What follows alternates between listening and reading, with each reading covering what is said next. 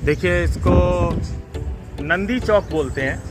यहाँ भोलेनाथ की ये विशाल प्रतिमा, और सामने हम इस समय आ चुके हैं भगवान भोलेनाथ के दूसरे नंबर के ज्योतिर्लिंग, जो कि कहाँ पर बना हुआ है? जो बना हुआ है आंध्र प्रदेश के नंदयाल डिस्ट्रिक्ट में नल्ला मल्ला के जंगलों के ठीक बीच में है श्रीशैल पर्वत। वहाँ पर ये बना हुआ है। इसकी क्या कहानी है, मंदिर चल करके आपको सुनाएंगे। बने रहिएगा साथ में। जब आप आएंगे तो आपको ये मिलेगा। इसे बोलते हैं टोल गेट चौराहा। बने रहिएगा साथ में, आगे चलते हैं।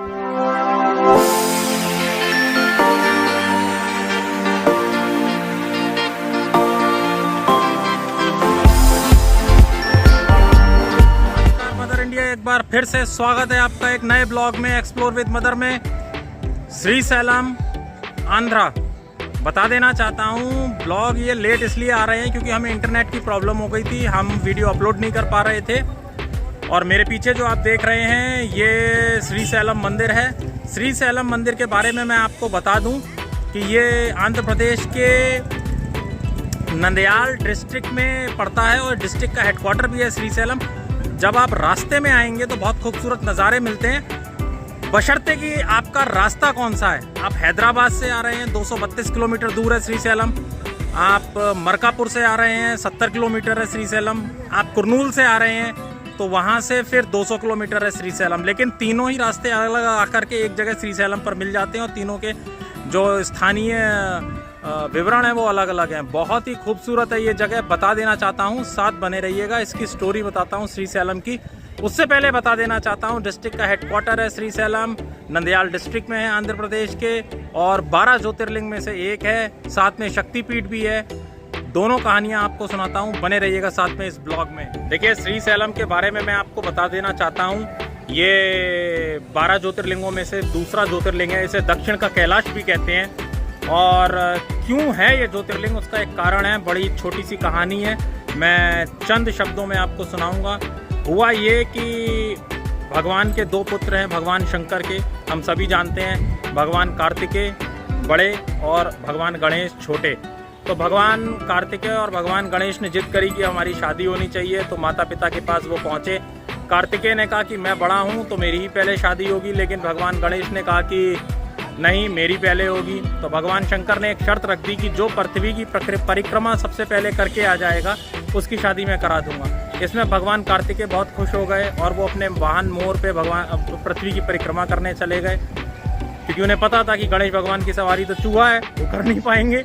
लेकिन उनको ये नहीं पता था कि वो बुद्धि के दायक हैं। तो उन्होंने क्या करा कि चूहे पे बैठ करके अपने मम्मी डैडी की परिक्रमा कर ली कैलाश पर, भोलेनाथ और पार्वती जी की। अब जब भोलेनाथ और पार्वती जी की जिसने परिक्रमा कर रही तो बचा क्या, संपूर्ण ब्रह्मांड हो गया। तो भगवान ने फिर उनकी शादी वो करवा दी रिद्धि और सिद्धि से। रिद्धि माता से श्रेम और सिद्धि माता से लाभ पुत्र का जन्म हुआ। अब हुआ क्या, जब कार्तिकेय जी लौटे वापस तो उन्होंने कहा कि जिक्या नाटक है पापा, जिक्या कर दिया तुमने, जो हमारी तो शर्त लगी थी परिक्रमा लगाने की। तो फिर भोलेनाथ ने कहा कि नहीं बेटा, इसमें तो जीत गणेश भगवान की हुई है, इसलिए उनकी पहले करानी पड़ी। कार्तिकेय नाराज हो गए। वो नाराज होकर के क्रौच पर्वत पर जाके रहने लगे। वो भी इसी क्षेत्र में है, क्रौच पर्वत। क्रौच पर्वत में जाके रहने लगे। तो क्रौच पर्वत में जब वो रहने लगे तो हुआ ये कि भगवान भोलेनाथ और माता पार्वती उनको मनाने के लिए पहले तो नारद जी को भेजा, लेकिन जब नारद जी विफल हो गए उन्हें मनाने में, तो उसके बाद फिर उन्होंने क्या करा, जब नारद जी भी नहीं मना पाए तो फिर भोलेनाथ स्वयं एक ज्योति के रूप में यहाँ पर माता पार्वती के रूप में आए। माता पार्वती और भोलेनाथ आए और भोलेनाथ यहाँ पर एक शिवलिंग के रूप में आ गए और उन्होंने कार्तिकेय को मनाने की कोशिश करी। भगवान कार्तिकेय माने। और क्या बताऊं, अब बात कर लेते हैं ब्रह्मा देवी की। ये शक्तिपीठ कैसे है, देखिए ऐसा है, हम सब जानते हैं कि माता सती की कहानी हम सबको पता है कि राजा दक्ष ने भोलेनाथ को बुलाया नहीं था जिसकी वजह से भोलेनाथ जी रुष्ट हो गए। सती जी ने अपने आप को चिता में डाल लिया, जिसकी वजह से वो सती हो गई। उनके मृत शरीर को लेकर के भोलेनाथ जगह जगह घूमने लगे, तांडव किया उन्होंने, 2 राक्षसों को जन्म दिया, राक्षसों ने सब कुछ ख़त्म कर दिया, दक्ष प्रजापति को मार दिया।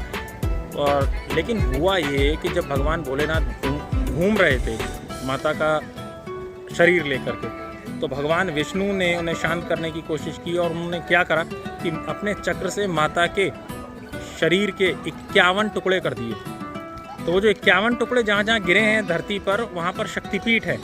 यहाँ पर ब्रह्मरवा देवी का शक्तिपीठ है माता का, और ये यहाँ पर बोला जाता है कि माता की गर्दन गिरी थी। तो बहुत ही एक अच्छा ये स्थान है, आप आइए, शक्तिपीठ है। एक और भी कहानी है माता ब्रह्मा से जुड़ी। एक राक्षस हुआ था, ब्रह्मा जी का बड़ा मानने वाला था, बड़ा उपासक था, बड़ा अच्छा था।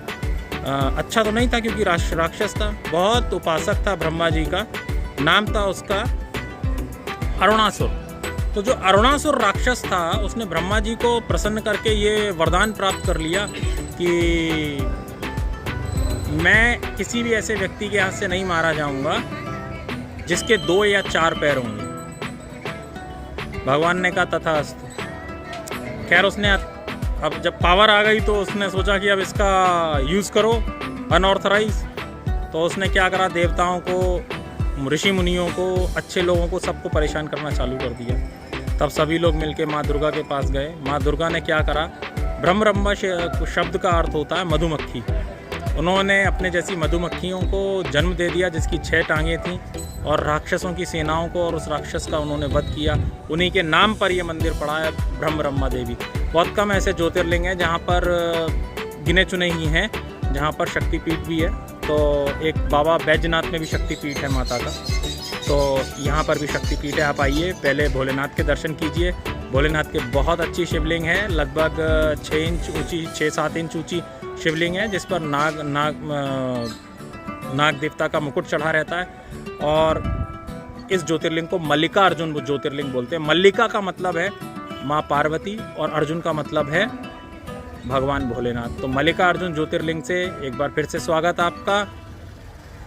बहुत कुछ है, बहुत से मंदिर घूमेंगे, बने रहिएगा इस ब्लॉग में हमारे साथ। पाताल गंगा या श्रीशैलम डैम देखने आना और रोप वे से, तो उसका ये रास्ता है। आप यहाँ से टिकट ले सकते हैं और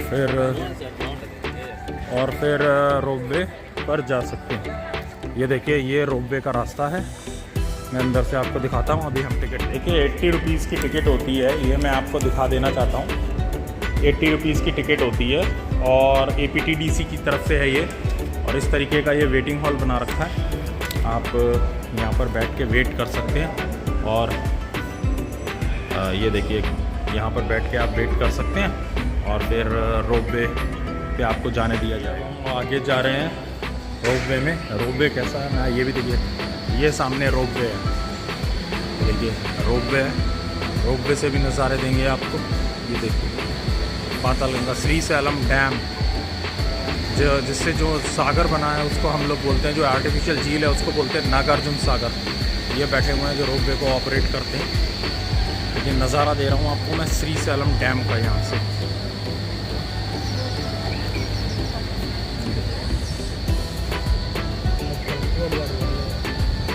ये देखिए श्रीशैलम डैम है, ये बिल्कुल सामने। और इससे जो आर्टिफिशियल लेक बनी है उसको हम लोग बोलते हैं नागार्जुन। जो भी कभी भी डैम भी, जो एक डैम होता है वो, ये इंडिया के 12 मेन डैमों में से एक श्रीशैलम डैम। और जब भी कोई डैम बनता है तो वो एक आर्टिफिशियल लेक, जिसे रिजर्वायर बोलते हैं, उसको वो बनाता है। ये जो रिजर्वायर है इसका नाम है नागार्जुन सागर। डैम का नाम है श्रीशैलम और रिजर्वायर का नाम है नागार्जुन सागर, जो आपको दूर से दिखाई दे रहा है। बने रहिए इस वीडियो पे भी, लिफ्ट से भी देखेंगे इसको कैसा दिखाई दे रहा है। ये नागार्जुन सागर, ये रिजर्वायर भी दिख रहा है। कृष्णा नदी पर बना हुआ ये डैम है। ये देखिए, कोई भी जो डैम होता है वो मल्टी प्रोजेक्ट होता है। इलेक्ट्रिसिटी, इरिगेशन, फिशरीज़, आपका टूरिज़्म, हर किसी के काम में आता है। ये कुछ बहुत ही पुराने मल्टी प्रोजेक्ट्स में से कृष्णा नदी पर बना हुआ डैम श्रीशैलम डैम। ये अब लोग उतर रहे हैं ट्रॉली में से और अब हम इसमें जाएंगे। बहुत ही खूबसूरत ये नज़ारा होने वाला है। ये देखिए,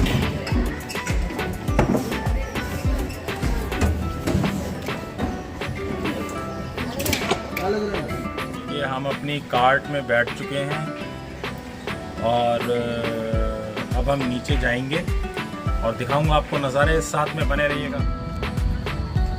ये देखिए, ये हम रोपवे से नीचे जा रहे हैं पाताल गंगा, कृष्णा नदी को। ये ऊपर से नज़ारे देखिए आप, श्री सैलम पहाड़ियाँ नल्ला मल्ला के जंगलों के बीचों बीच बनी हुई, आंध्र प्रदेश के नंदयाल डिस्ट्रिक्ट का ये हिस्सा। डिस्ट्रिक्ट हेडक्वार्टर्स भी श्री सैलम और सामने श्री सैलम डैम। ट्रॉली से मैं दिखाने का आपको कोशिश कर रहा हूँ, बने रहिएगा हमारे साथ। बहुत ही खूबसूरत ये नज़ारा। ये ट्रॉलीज आ रही हैं और हम लोग नीचे जाते जा रहे हैं। देखिए, ज़बरदस्त तरीका, ज़बरदस्त ये एक्सपीरियंस। कितना खूबसूरत है ये श्री सैलम डैम। अगर मैं पीछे करूं और ये देखिए आप, कितना खूबसूरत ये कृष्णा नदी पर बना हुआ डैम। ये कृष्णा नदी की ओरिजिनल जो स्ट्रीम है वो है, और ये देखिए, और वो सामने रिजर्वायर आपको दिखाई दे रहा है और डैम के साथ बने रहिएगा। पर इस तरीके के एक दीपक का, जो कि केले के बार्क और आंवले के साथ जलाने का एक प्रचलन है पाताल गंगा पर, वही हम जलाएंगे। बने रहिएगा। देखिए, आप जब पाताल गंगा में आते हैं तो इस तरीके का नज़ारा आपको देखने को मिलेगा। ये एक स्थान है जहाँ पर लोग नहाते भी हैं।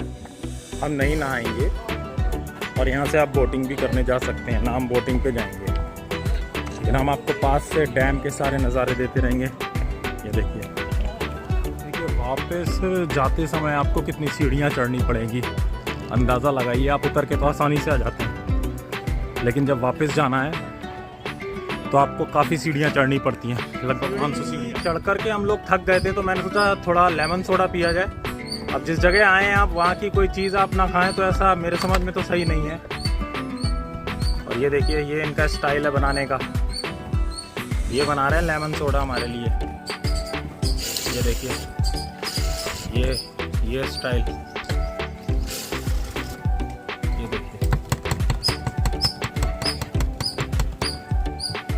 अन्ना सोडा फ्रॉम टैप। ओहो, टैप से सोडा भी निकल रहा है इनका। वैसे एक बात बताऊं, टेस्ट बिल्कुल आगरा जैसा है। बहुत ही बढ़िया ये टेस्ट है, मसालेदार और एकदम अच्छा। अभी यहाँ के रेस्टोरेंट में खाना भी खाना, बने रहेगा इस ब्लॉग में। बहुत कुछ है अभी श्री सैलम से। ये श्री सैलम में भी तिरुपति बालाजी की तरह बाल दान करने का एक प्रचलन है। तो ये मेन कल्याण कट्टा है यहाँ का, पाताल गंगा वाली रोड पर। यहाँ पर बांध ला के ये हमारा होटल है जिसमें हम रुके हैं। इसका ये रेस्टोरेंट है और मैं एक बार आपको दिखा देना चाहता हूँ कि ये किस तरीके से दिखाई पड़ता है पूरा। ये एम्बियंस है रेस्टोरेंट का, बहुत ही अच्छा ये रेस्टोरेंट है।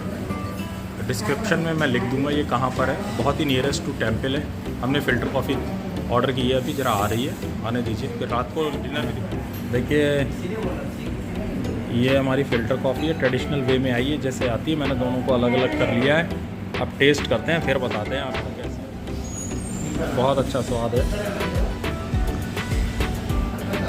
बहुत स्ट्रॉन्ग है, बहुत अच्छी लग रही है। बने रहेगा साथ में। अभी श्री सैलम के बाकी के मंदिर घूमने भी चलना है। श्री सैलम में भगवान भोलेनाथ का तो मंदिर है ही, ब्रह्म रेणुका माता का ब्रह्म मंदिर तो शक्तिपीठ तो है ही, साथ में और भी बहुत से मंदिर हैं, वो भी घूमने चलेंगे। बने रहिएगा।